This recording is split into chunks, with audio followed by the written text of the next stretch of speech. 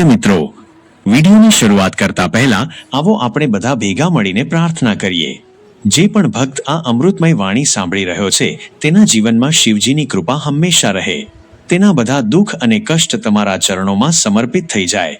મિત્રો, આ અમૃતવાણીને સાંભળતા પહેલા જો તમે અમારી ચેનલ પર નવા હો તો ચેનલને સબસ્ક્રાઇબ કરી અને બેલ આઇકન દબાવી દો, જેથી કરીને અમારા દરેક ભક્તિ વિડીયો તમારી પાસે સૌથી પહેલા પહોંચે। તો ચાલો કોઈ પણ વિલંબ કર્યા વગર વિડીયોની શરૂઆત કરીએ।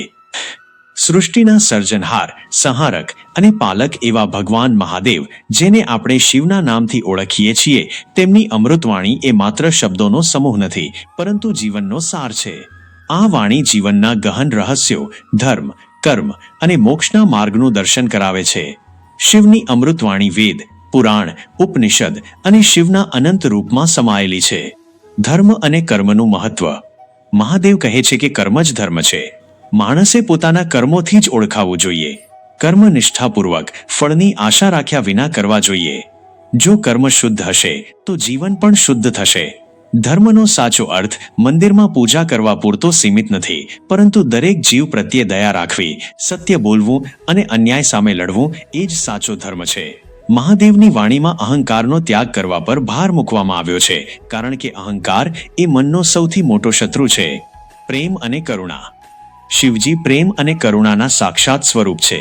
તેમની વાણીમાં પ્રેમ સર્વવ્યાપી છે। તેઓ કહે છે કે પ્રેમ એ બ્રહ્માંડની શક્તિ છે। તે પ્રેમ માત્ર માનવીય સંબંધો પૂરતો મર્યાદિત નથી, પરંતુ પ્રકૃતિ, પશુ, પક્ષી અને દરેક સજીવ પ્રત્યે હોવો જોઈએ। કરુણા એ મનનો સૌથી મોટો ગુણ છે।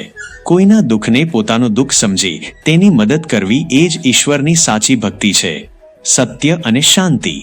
મહાદેવ કહે છે કે સત્ય એ પરમ તત્વ છે। સત્યથી ક્યારેય વિચલિત થવું ન જોઈએ।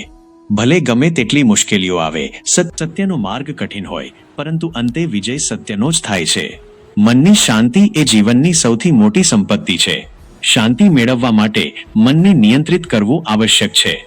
યોગ, ધ્યાન અને શિવના મંત્રના જાપથી મન શાંત અને સ્થિર બને છે। ભક્તિ અને મુક્તિ।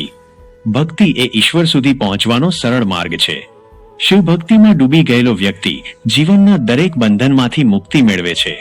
ભક્તિનો અર્થ માત્ર સ્તોત્ર ગાવું કે પૂજા કરવી નથી, પરંતુ દરેક ક્ષણે શિવની હાજરી અનુભવવી અને તેમને સમર્પિત થવું। ભક્તિથી અહંકારનો નાશ થાય છે અને મોક્ષનો માર્ગ ખુલે છે। શિવજી કહે છે કે મારું સ્મરણ કરો અને હું હંમેશા તમારી સાથે છું। જીવન અને મૃત્યુ। શિવજી કહે છે કે જીવન એ એક ક્ષણ છે અને મૃત્યુ એ એક પરિવર્તન છે। આત્મા અમર છે અને શરીર માત્ર એક માધ્યમ છે। મૃત્યુથી ડરવાની જરૂર નથી, કારણ કે મૃત્યુ પછી આત્મા નવા શરીરમાં પ્રવેશ કરે છે। જીવનના દરેક પાસાને સ્વીકારવું જોઈએ, પછી તે સુખ હોય કે દુઃખ। જીવન અને મૃત્યુ એક જ સિક્કાની બે બાજુ છે। પ્રકૃતિ અને પર્યાવરણ। મહાદેવ પ્રકૃતિના દેવ છે। તેઓ કહે છે કે પ્રકૃતિ એ મારી શક્તિનું પ્રતીક છે। નદીઓ, પર્વતો, જંગલો અને સમુદ્ર એ બધા શિવના જ સ્વરૂપ છે। પ્રકૃતિનો આદર કરવો અને તેનું રક્ષણ કરવું એ આપણી ફરજ છે। પર્યાવરણને નુકસાન પહોંચાડવું એ શિવના ક્રોધને આમંત્રણ આપવા જેવું છે। ત્યાગ અને વૈરાગ્ય। મહાદેવની અમૃતવાણીમાં ત્યાગ અને વૈરાગ્યનું મહત્વ પણ દર્શાવવામાં આવ્યું છે।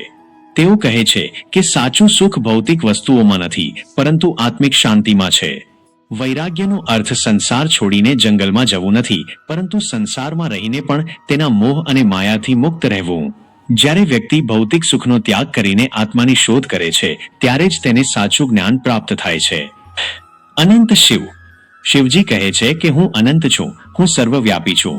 તેઓ માત્ર મંદિરોમાં જ નહીં, પરંતુ દરેક જીવ, દરેક પદાર્થ અને દરેક ક્ષણમાં હાજર છે।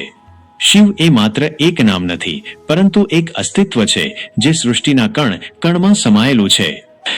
આમ ભગવાન મહાદેવની અમૃતવાણી એ જીવનના દરેક પાસાને સ્પર્શતી એક માર્ગદર્શિકા છે।